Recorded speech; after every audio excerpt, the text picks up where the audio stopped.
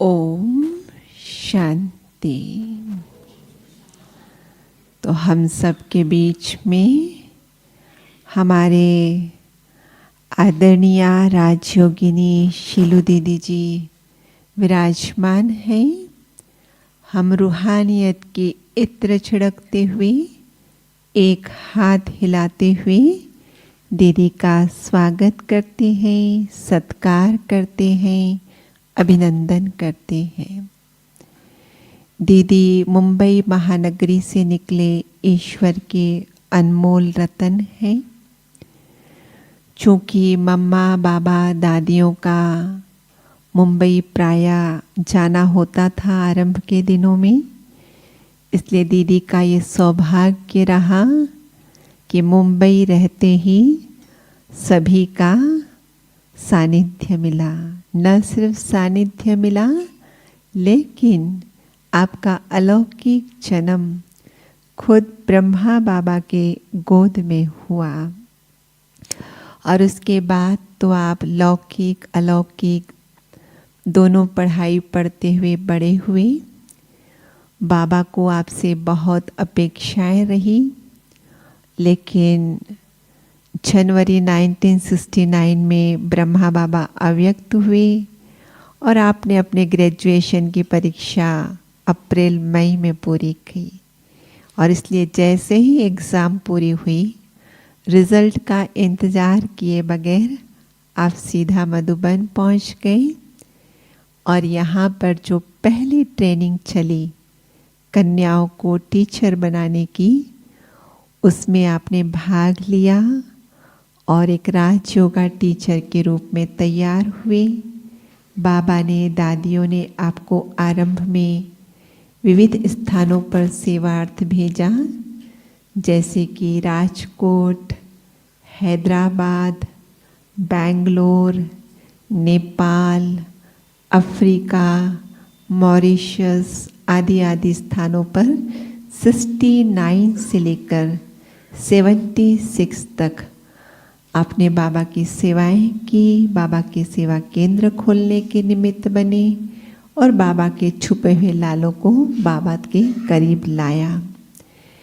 और 1976 में यूँ तो हर वर्ष आते रहे, लेकिन 1976 में जब आए तो आपके लिए एक गोल्डन अपॉर्चुनिटी इंतज़ार कर रही थी। और वो गोल्डन अपॉर्चुनिटी थी, दादियों ने आपको एक सुंदर ऑफर दिया मधुबन निवासी बनने का, और आपने उसको सहर्ष स्वीकार किया। तो 1976 से आज दिन तक इस धरनी पर रहकर आप देश और विदेश में अपनी सेवाएं दे रहे हैं। 75 से भी अधिक देशों का भ्रमण करके बाबा का संदेश दिया है, बाबा के लाल निकाले हैं। और वर्तमान में हम कहेंगे दीदी राजयोग शिविर के डायरेक्टर हैं, एजुकेशन विंग के वाइस चेयरपर्सन हैं, पांडव भवन की भट्टियों के कोऑर्डिनेटर हैं, और विदेशियों के भी जो यहाँ प्रोग्राम्स होते हैं उनके भी आप कोऑर्डिनेटर हैं। और साथ साथ आप इंटरनेशनल इंटरप्रेटर भी हैं। बाबा मिलन के दिन कई बार डायमंड हॉल में दीदी को लोग नहीं देखते हैं तो प्रश्न करते हैं, दीदी बाबा मिलन करने नहीं आते हैं क्या? कैसे नहीं आएंगे बाबा मिलन करने? लेकिन दीदी ट्रांसलेशन केबिन में बैठकर ट्रांसलेशन कर रहे होते हैं कि जिस ट्रांसलेशन को सुनकर फिर अन्य भाषाओं में ट्रांसलेशन होता है। और इस तरीके से पूरे विश्व में जो बाबा के बच्चे हैं सबको बाबा की मुरली का लाभ मिलता है। और हमेशा हम देखते हैं दीदी के जीवन से त्रिवेणी सरिता गुणों की बहती रहती है, नम्रता, मधुरता और सहनशीलता। बहुत ही प्रतिभावान, जो मम्मा से, बाबा से, दादियों से पालना ली है, उसी पालना का रिटर्न हम देखते हैं आप सबको देते रहते हैं, जिसके परिणाम स्वरूप सबको लगता है दीदी तो हमारी अपनी है। तो ऐसी हमारी अपनी दीदी से, जिसको बाबा ने बहुत सुंदर वरदान दिए कि आप हर की पौड़ी की गंगा हैं और आपके जीवा पर विद्या की देवी सरस्वती सदा विराजमान है। तो ऐसी हंस वाहिनी वीणा वादिनी सरस्वती के वरदान से, जिनको बाबा ने श्रृंगारा है, आज हम सुनेंगे इस भट्ठी का लक्ष्य और उद्देश्य विस्तार से हम समझेंगे। आदरणीय दीदी जी, लेकिन इससे पहले कि दीदी शुरू करें, आप सभी का भी परिचय हम दीदी को देंगे। जो भाई बहने 1 से 5 वर्ष के बच्चे हैं, बाबा के वे हाथ खड़ा करें। 1 से 5 वर्ष के बच्चे, बहुत स्वागत है आपका बाबा के घर में। जो 5 से 10 वर्ष के बच्चे हैं, आपका भी स्वागत है।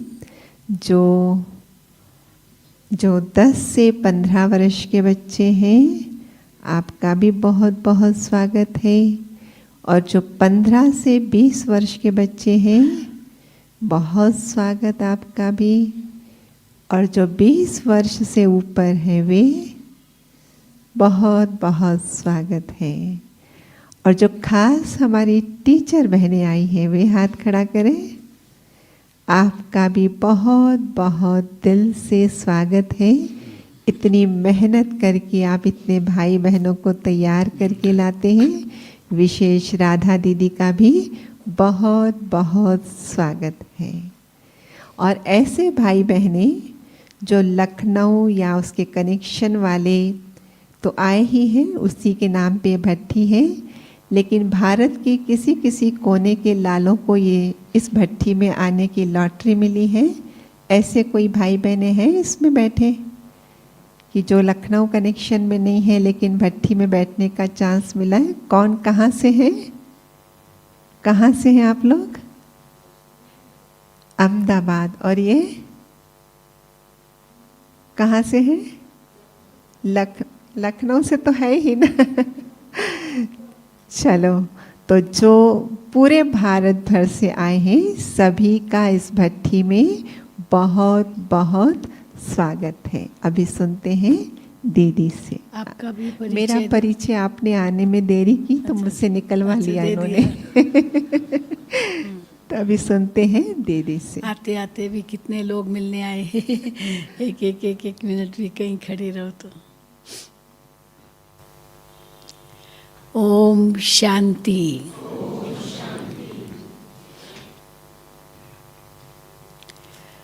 मधुबन तपोभूमि में प्यारे बाप दादा, सभी दादियाँ, सर्व वरिष्ठ भाई बहनें, मधुबन निवासी, सबकी तरफ से और मेरी तरफ से भी आपका बहुत बहुत बहुत स्वागत है, स्वागत है, स्वागत है।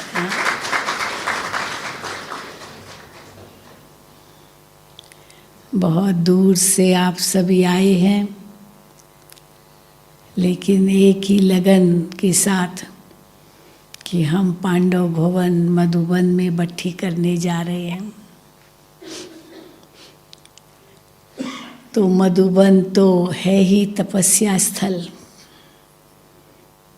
हम मधुबन तपोभूमि कहते हैं, वरदान भूमि भी कहते हैं, परिवर्तन भूमि भी कहते हैं।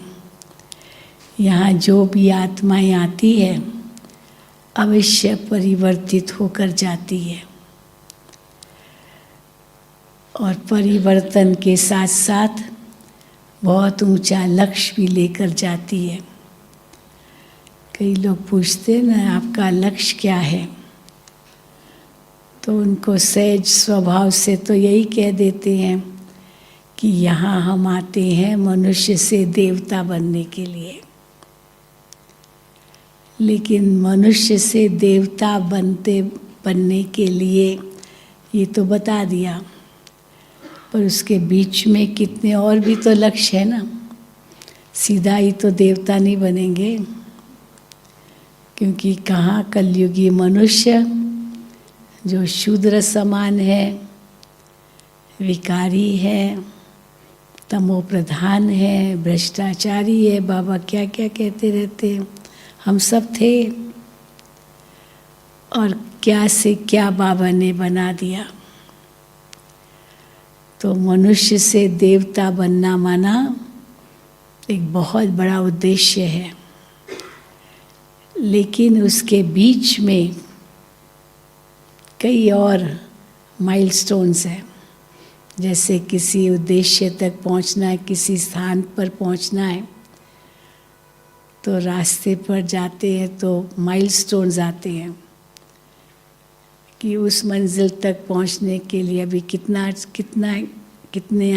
कितना माइलेज या किलोमीटर्स और है। और जैसे जैसे नज़दीक पहुंचते जाते हैं, लगता है कि बस अब मंजिल पर पहुँचे कि पहुँचे। तो पहले तो हम कलयुगी मनुष्य थे, शूद्र थे, और जैसे ही बाबा का परिचय मिला, एक नया जीवन हमें मिला, दिव्य बुद्धि बाबा द्वारा मिली, तो सबसे पहला परिवर्तन क्या लाया हमने अपने में। मनुष्य तो थे, लेकिन शूद्र से ब्राह्मण बन गए, ब्रह्मा मुख वंशावली बन गए, जिसको कल की मुरली अनुसार तो हम कहेंगे ब्रह्मा की संकल्प वंशावली बन गए। क्योंकि साकार में ब्रह्मा बाबा ने आप सब बच्चों का आह्वान किया था, क्योंकि बाबा साकार में पालना तो लेने वाले तो थोड़े ही थे, लेकिन बाबा के अव्यक्त होने के बाद कितने बच्चों ने जन्म लिया है। लेकिन बाबा ने साकार में ही आपका आह्वान कर लिया था कि बहुत बच्चे आएंगे, बहुत बच्चे आएंगे, मकान बनाने पड़ेंगे, ये करना पड़ेगा। तो बाबा की तो दूरदृष्टि साकार में ही इतनी थी, जो बाबा ने ये सब दृश्य देख लिए थे। आपका माउंट आबू से आबू रोड तक क्यों लगेगी, आदि आदि, मानो जो भी बाबा के महावाक्य है साकार में बाबा ने कहे, वो सब प्रैक्टिकल में अभी अनुभव हो रहे हैं। तो इसीलिए पहले तो हमने अलौकिक जन्म लिया, दिव्य बुद्धि का वरदान मिला या सौगात मिली, बर्थडे गिफ्ट मिली, और हम ब्राह्मण कहलाए। तो मुख संतान कहो या संकल्प संतान कहो, क्योंकि संकल्प तो आवाज़ से भी फास्ट गति का होता है। तो इसीलिए बाबा की संकल्प की आप सभी संतान हो। तो ब्राह्मण बने तो फिर ब्राह्मणों को लक्ष्य क्या मिला कि अभी हम सबको संपन्न बन फरिश्ता बनना है। पर संपन्न बनने से भी पहले क्या लक्ष्य मिला कि बाप समान बनना है। पर बाप समान होने लिए क्या लक्ष्य मिला कि कर्मातीत बनना है। तो ब्राह्मण तो बने, मुख संतान तो बने, लेकिन सिर पर पापों का बोझा तो बहुत है, और केवल इस जन्म का ही नहीं, 63 जन्मों का है। और बाबा ने यही कह दिया, बच्चे ये सारे हिसाब किताब यही चुकतो करने हैं।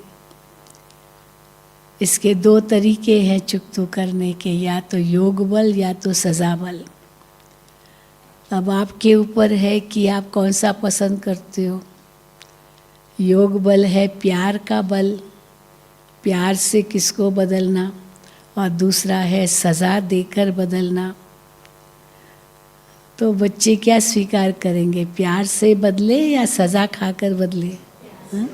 प्यार से। तो प्यार का तरीका कौन सा है? जो बाबा कहते हैं, बच्चे मुझे याद करो तो मैं तेरे सर्व पापों से तुझे मुक्त कर दूंगा। तो 63 जन्मों के पाप वो तो पता ही नहीं, लेकिन इस जन्म के तो पाप हम सबको याद होगा। तो इसीलिए बाबा कहते हैं ये इतना बोझा है हमारे सिर पर, वो हमें यही चुकता करना है, तब तो कर्मातीत बनेंगे। तो इसलिए बाबा कहते हैं बच्चे निरंतर याद में रहो। निरंतर याद में रहने के लिए हमें अंदर में ये धारणा हो कि हम है ही उनके, सब संबंध हमारे उनके साथ हैं, तो उनकी निरंतर याद रहेगी। नहीं तो लौकिक में तो कितने संबंध हैं, तो कितनी हमारी याद बिखर जाती है। अभी बाबा कहते बस एक से ही सब संबंध जोड़ो, तब निरंतर याद रहेगी। तो जब ये हम लक्ष्य रखते हैं बुद्धि में, तब सहज ही हम कर्मातीत अवस्था को पा सकते हैं। और कैसे पता चलता है कि हम कर्मातीत अवस्था को पाते जा रहे हैं, नज़दीक है उनके? जब हम इतने न्यारे प्यारे बनते हैं।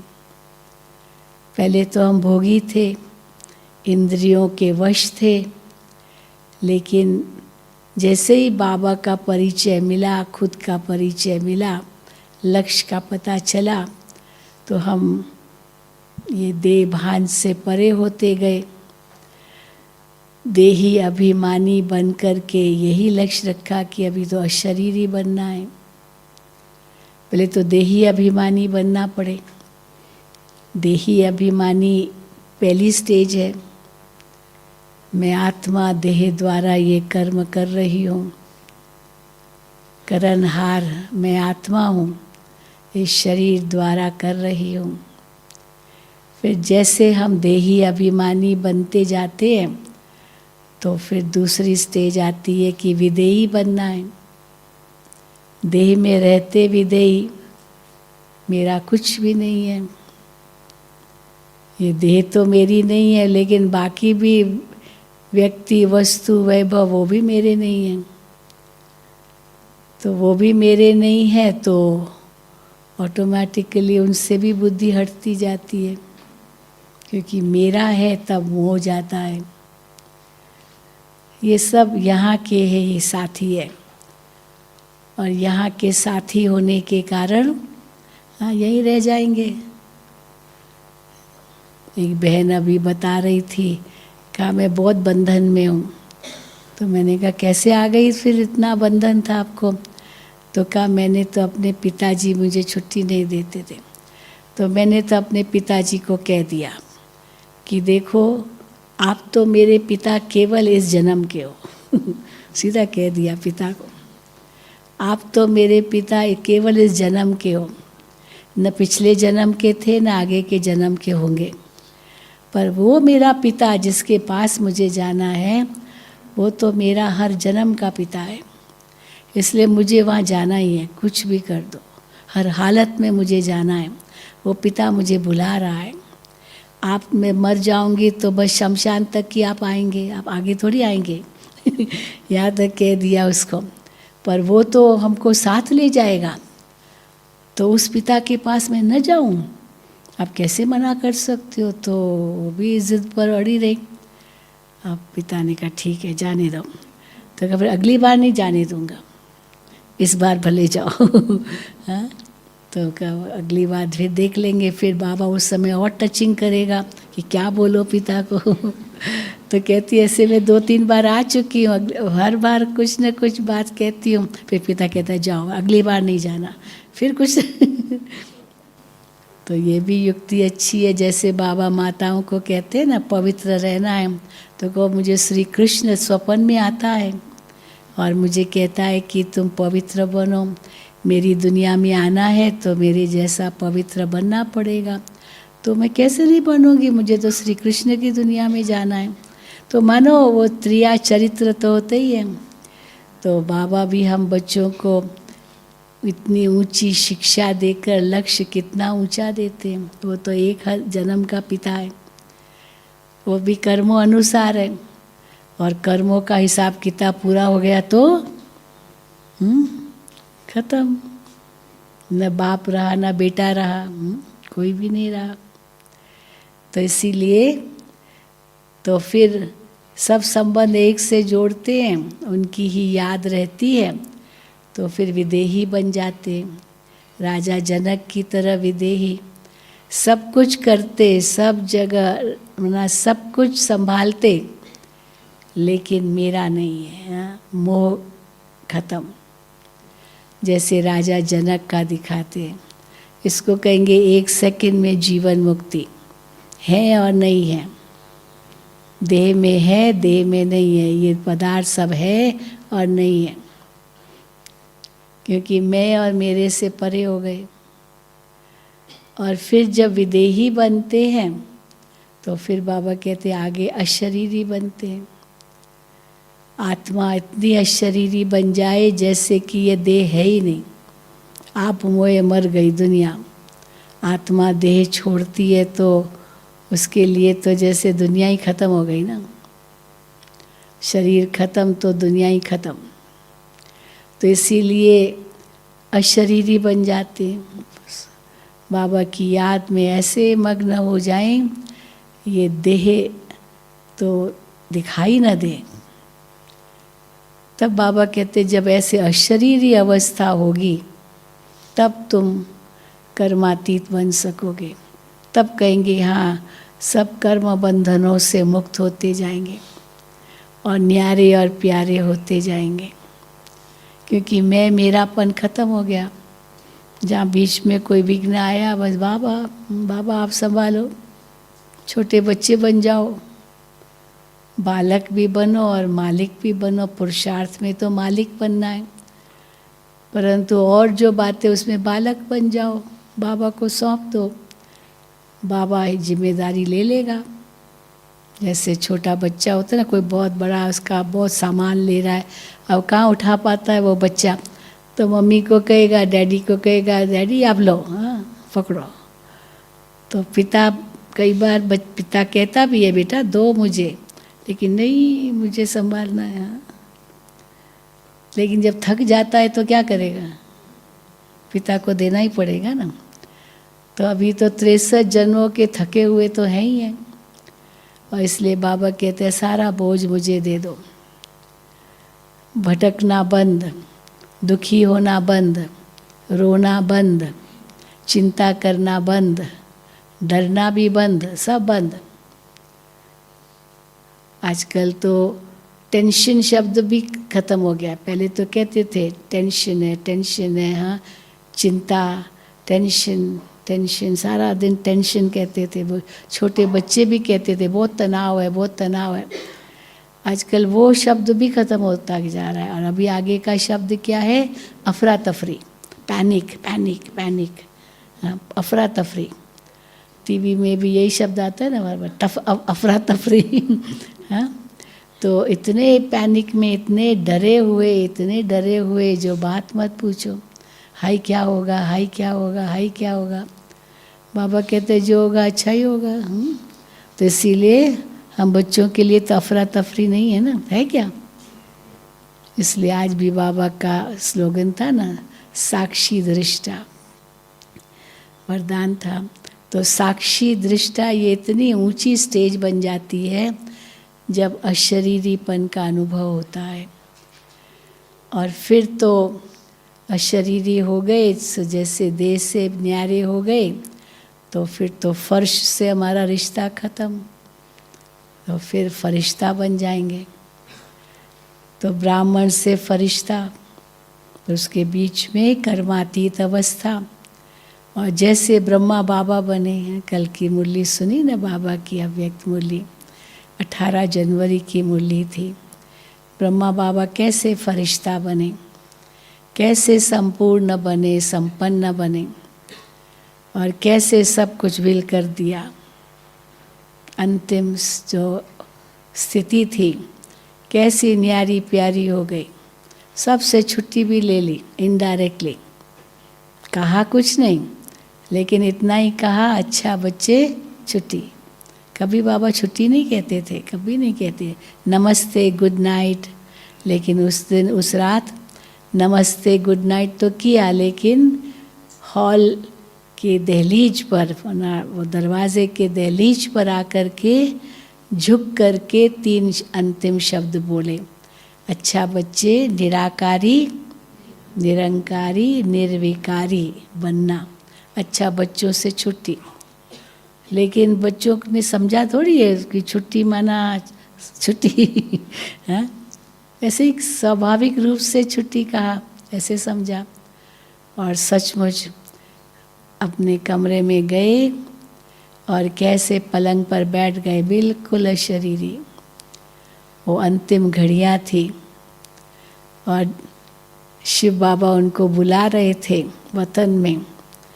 बाप समान बन गए बाबा, तो वतन में शिव बाबा बुला रहे थे, अभी मेरे साथी बन जाओ। ब्रह्मा बाबा का संपूर्ण स्वरूप उनको बुला रहा था, अब तुमको ये बनना है, आ जाओ, ये बनो संपूर्ण रूप।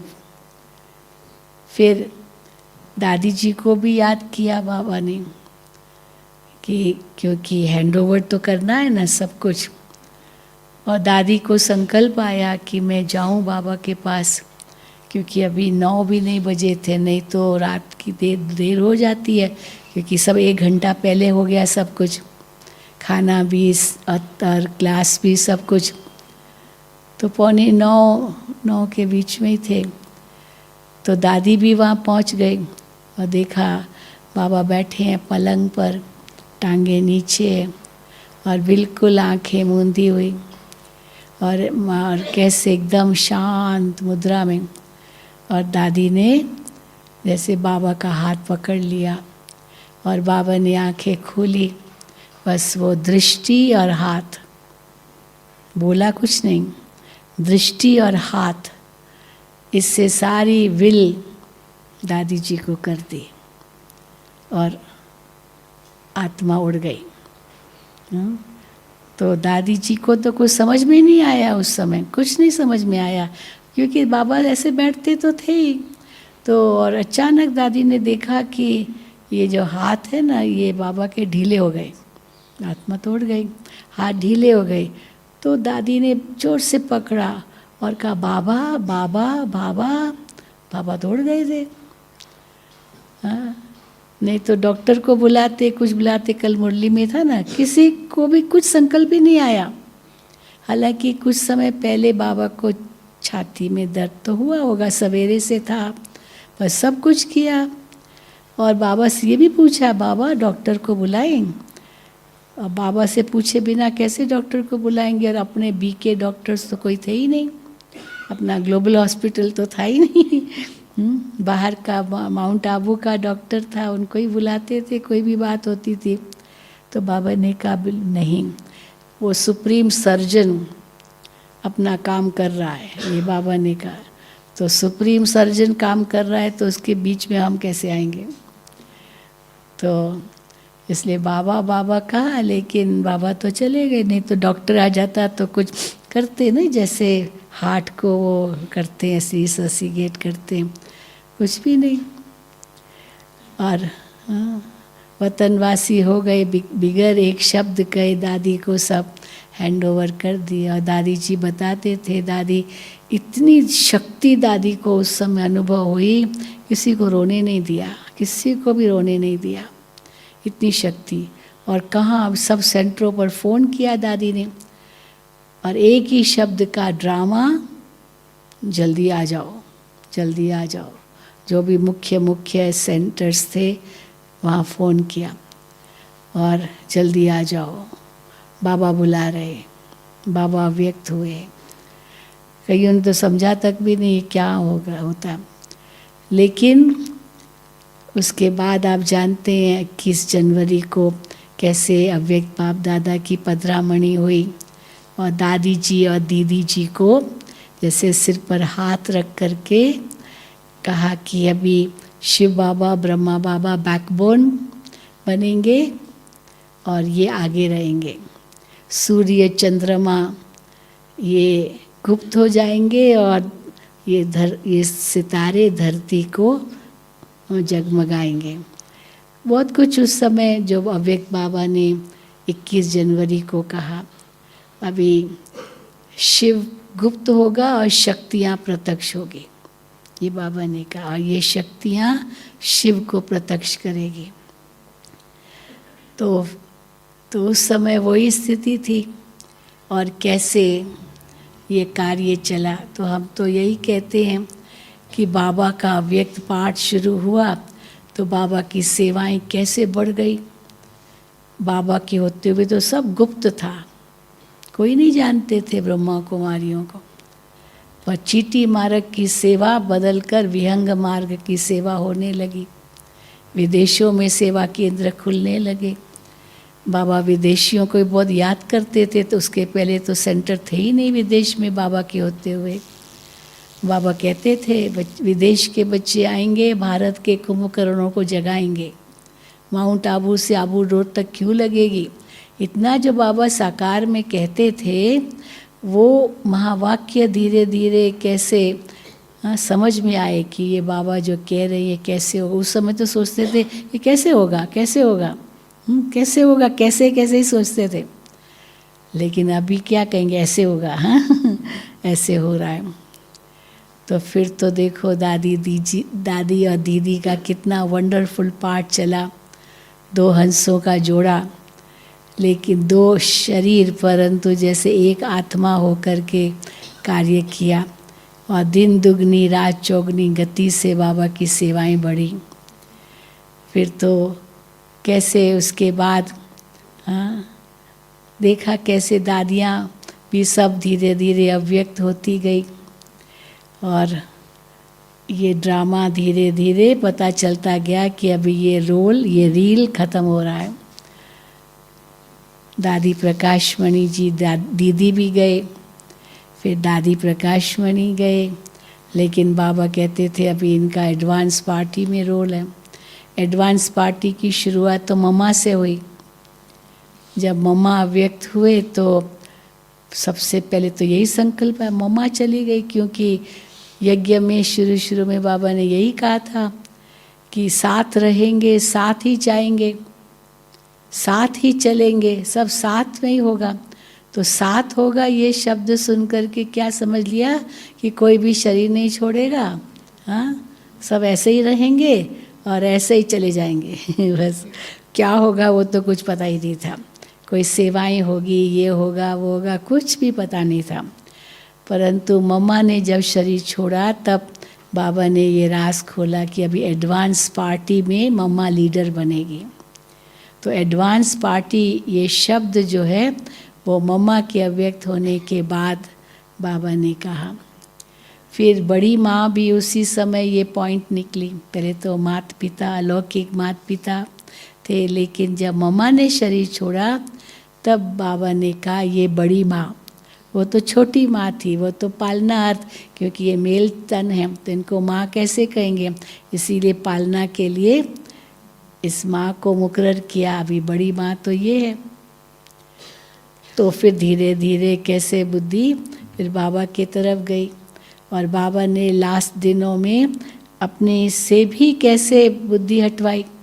बच्चे ये भी शरीर छोड़ेंगे, ये भी जा सकता है, तुमको तो बस एक से ही सब संबंध जोड़ना है। तो जैसे बाबा बुद्धि हटाता गया बाबा। चलो अव्यक्त पाठ हुआ इतना साल, तो भी हमको लगा कि हाँ ये चलेगा। लेकिन कब पता चला कि अभी ये पाठ भी ख़त्म होगा, जब बाबा की जो लास्ट में मुरलियाँ चली 2017 में शायद, तो बाबा की यही मुरली चली थी। अभी वाह बाबा वाह, वाह ड्रामा वाह, वाह वाह वाह, तो वाह वाह ही करते रहो। एक मुरली में तो बाबा ने 25 बार वाह वाह वाह, याद है ना, 25 बार का एक ही मुरली में वाह बाबा वाह। तो उस समय ये संकेत मिल रहा था कि ये पाठ भी पूरा होगा, क्योंकि बाबा कहते कुछ भी हो जाए आपको वाह वाह ही करना है। हाय हाय तो मुख से कभी निकलना ही नहीं चाहिए, तो वाह वाह ही करना है। तो फिर देखो कैसे ये अव्यक्त पाठ भी पूरा हुआ। अभी हम क्या महसूस करते हैं कि पढ़ाई तो पूरी हो गई है, बाकी अभी रिवीजन चल रहा है। जब एग्ज़ाम्स नज़दीक आते हैं तो क्या करना होता है, रिवाइज करना होता है ना। सिलेबस तो पूरा हो गया, हमारा जो कोर्स कंप्लीट कोर्स है वो तो साकार मुरलियाँ हैं। फिर अव्यक्त मुरलियाँ क्या है, बाबा ने पहली अव्यक्त मुरली में ये भी बताया। कोर्स तो साकार मुरलियाँ हैं, पर अव्यक्त मुरलियाँ क्या, ये फोर्स है, कोर्स नहीं, फोर्स, शक्ति भरने के लिए।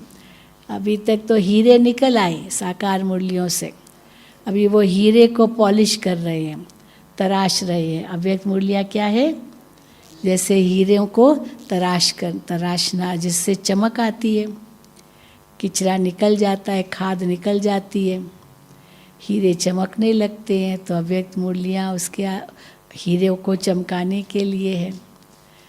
और फिर अभी वो पार्ट भी पूरा हुआ, अभी बाबा कहते बस रिवाइज करना है।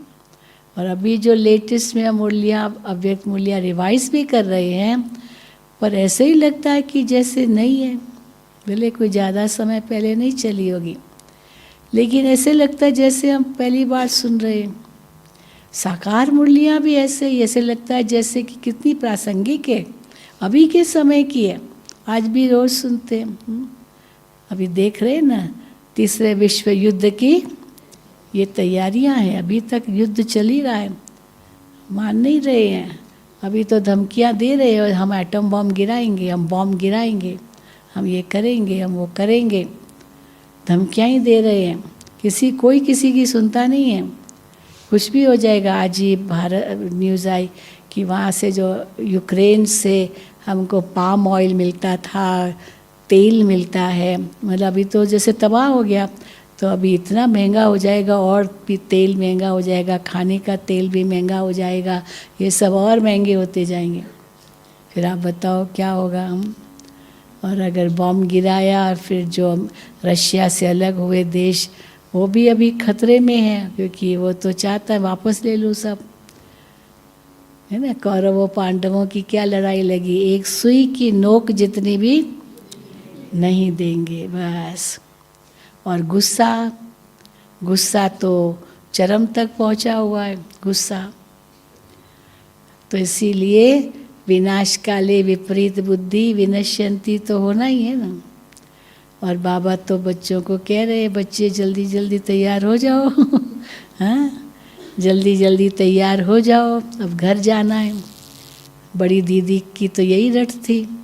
बड़ी दीदी मधुबन में दादी या दीदी थे, तो जो मैनेजमेंट एडमिनिस्ट्रेशन की बातें वो सब दीदी देखती थी, और दादी जी तो बाहर की सेवाएं आदि करती थी, पर घर की बातें सब दीदी जी देखते थे।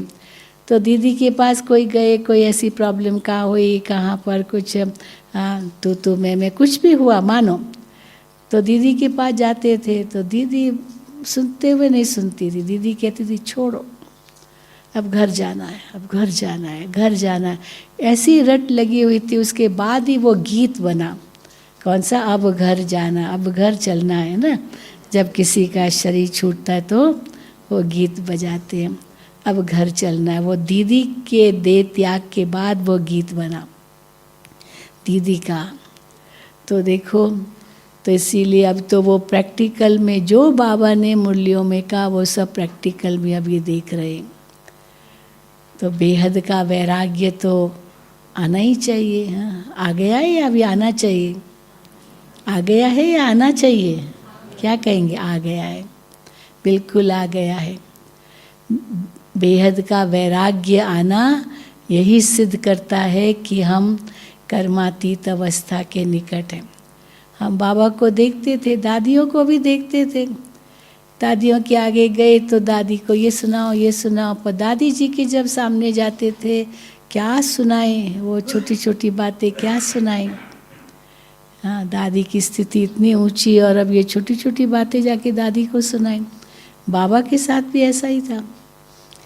लास्ट दिनों में तो बाबा इतना उपराम हो गए।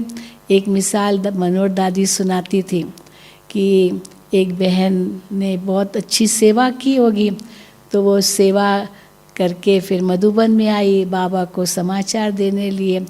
तो बाबा से मिल रही थी, झोपड़ी में जैसे बाबा दिन में मिलते थे ऐसे ही कैजुअली मिलते हम, तो बहुत बड़ाई करने लगी, बाबा ये सेवा हुई, फलाने आए, ये आए, वो आए, बहुत कुछ कहने लगी।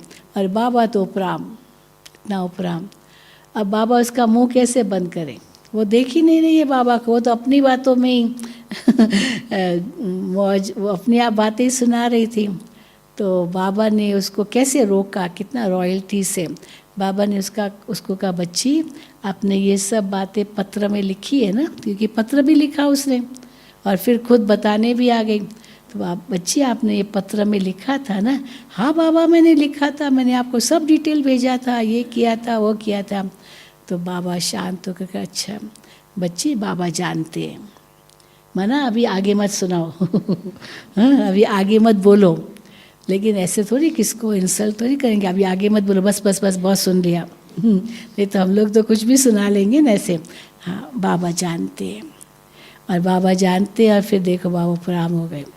तो उसको समझ आई कि मैं बाबा के सामने क्या बोल रही हूँ, ये क्या संसारी बातें बोल रही हूँ, और वहाँ गए, ये किया, वो आया, इतना बड़ा आदमी, आदि आदि। बाबा तो उपराम, बिल्कुल उपराम। तो वही अनुभव हम दादियों से भी क्या, उसी को कहेंगे कर्मातीत अवस्था। तो इसीलिए दादी जानकी को हमने देखा, दादी जानकी जी यूनाइटेड नेशंस में भाषण करके आई थी, 3 मिनट का ही भाषण था, पर इंग्लिश में भाषण किया दादी ने। उसको लिखत दी गई दादी को, और वो उसने पढ़ा यूनाइटेड नेशंस के वो जो असेंबली होती है उसमें, और दादी ने बड़े नशे से पढ़ा। और तो ये इतना उसकी वाह वाह हुई, कहाँ अनपढ़ और कहाँ वो इंग्लिश सीख गई दादी जान की, और वो अमेरिका में यूनाइटेड नेशंस के आगे पढ़ा। तो जब मधुबन में वापस आई तो हमने दादी को ऐसे कैजुअली कहा, दादी आपने यूएन में इतना अच्छा भाषण किया, क्योंकि देखा हम लोगों ने।